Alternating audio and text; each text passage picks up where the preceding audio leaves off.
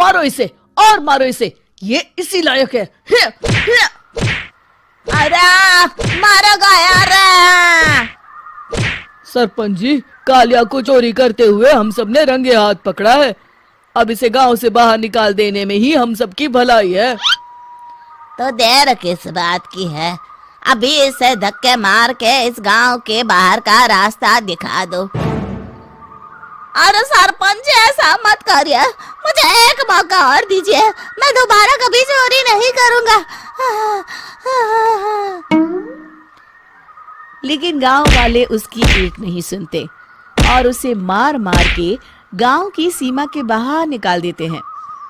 अरे मेरी कमर दर्द के मारे मेरी जान निकली जा रही है। कम वक्तों ने जम के धुलाई की है मेरी। अरे भगवान करे इनके गांव में भूचाल आ जाए, धरती फट जाए और सब गांव वाले उसमें समा जाए। चलते चलते कालिया जंगल में पहुंच जाता है। उसे वहां एक प्रयोगशाला दिखाई देती है। अरे इस जंगल में ये अजीब सा दिखने वाला घर किसने बनाया है, चल कर देखना पड़ेगा। कालिया प्रयोगशाला के पास चला जाता है। दो वैज्ञानिक प्रयोगशाला में बातें कर रहे होते हैं।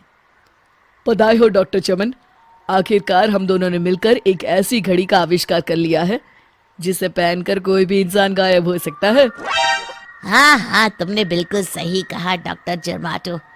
अब कल सुबह ही हम इस जंगल से निकल जाएंगे, लेकिन उससे पहले आज रात के खाने का बंदोबस्त करते हैं। हाँ हाँ, मुझे तो बड़ी जोरों से भूख लगी है, चलो चलते हैं। दोनों वैज्ञानिक वहां से चले जाते हैं।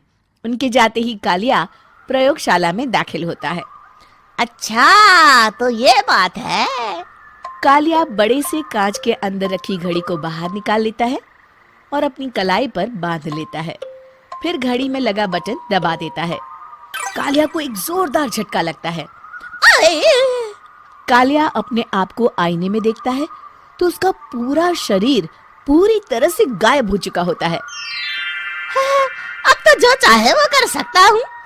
सबसे पहले मैं उन सभी को सबक सिखाऊंगा। गांव वालों, मैं आ रहा हूँ। कालिया गांव की ओर चल पड़ता है। थोड़ी देर के बाद दोनों वैज्ञानिक वहां आते हैं। अरे ये क्या, लगता है कोई हमारी घड़ी चुरा कर ले गया है। ये देखो पैरों के निशान। अब क्या होगा, अगर वो घड़ी किसी गलत हाथों में पड़ गई तो अनर्थ हो जाएगा। तुम चिंता मत करो, हमारी घड़ी में जो बैटरी लगी है ना, वो सिर्फ 24 घंटे चलेगी। उसके बाद वो घड़ी काम करना बंद कर देगी। उधर दूसरी तरफ गांव में सरपंच अपने घर में सो रहा होता है। तभी एक आहट से उसकी नींद खुल जाती है। अरे कौन है वहाँ? बड़े मजे से सो रहा है, आज मैं तुझे नहीं छोड़ूंगा। कालिया पास में पड़ा डंडा उठाकर सरपंच की पिटाई शुरू कर देता है। ये ले, ये ले, इसी लायक है, ले। अब मर गया। अरे ये क्या हो रहा है? अरे कोई बचाओ मुझे, मेरे घर में भूत आ गया है। सही कहा, मैं भूत ही तो हूँ, ये ले। अरे भूत जी, मैंने आपका क्या बिगाड़ा है, मुझे छोड़ दीजिए। आपको क्या चाहिए? तेरे घर में जितना भी पैसा है ना, मुझे ला कर दे दे, तब मैं तुझे छोड़ दूंगा और यहाँ से चला जाऊंगा। सरपंच अपनी तिजोरी से पैसे निकालकर एक बड़े कपड़े में बांधकर जमीन पर रख देता है और कालिया वो सारा पैसा लेकर वहां से चला जाता है। दूसरी तरफ जमींदार गांव के चौराहे पर खड़ा कुछ लोगों से बात कर रहा होता है। इस कमीने जमींदार ने भी मुझे बहुत पीटा था, इससे भी बदला लेना तो बनता है। हाँ? जमींदार अचानक अपने आप को चांटे मारने लगता है। अरे भाई ये क्या हो रहा है? जमींदार साहब, अब ठीक तो है ना? अरे मुझे नहीं पता भाई।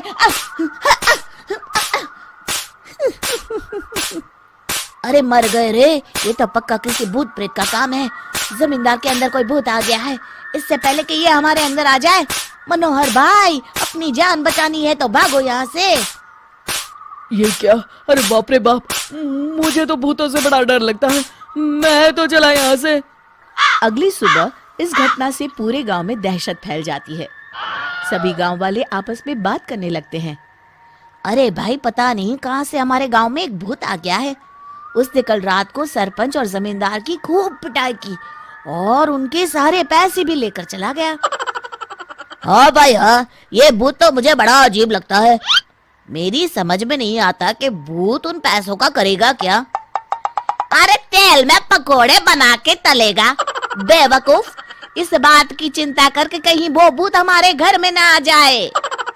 तुम बिल्कुल सही कह रहे हो आर्या, मैं भी इसी बात से घबरा रहा हूँ।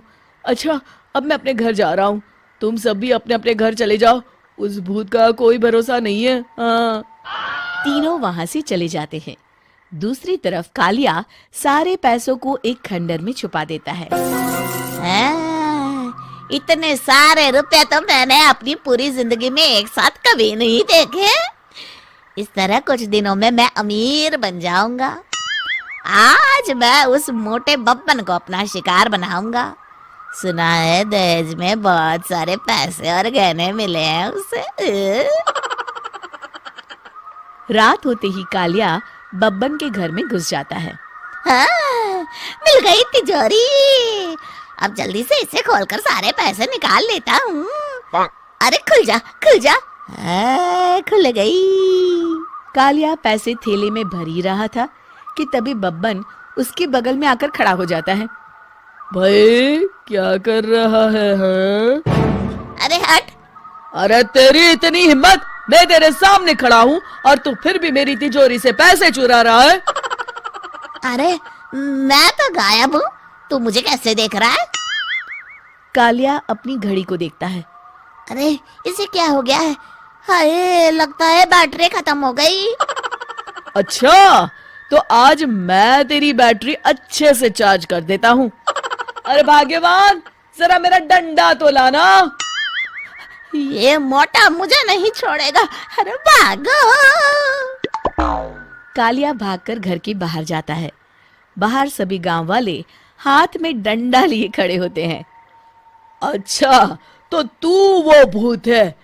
मुझे माफ कर दीजिए सरपंच जी, मैं आपके और जमींदार जी के सारे पैसे लौटा दूंगा और आज ही हमेशा के लिए ये गांव छोड़कर चला जाऊंगा। शिक्षा, बुराई ज्यादा दिन की मेहमान नहीं होती, एक दिन उसका अंत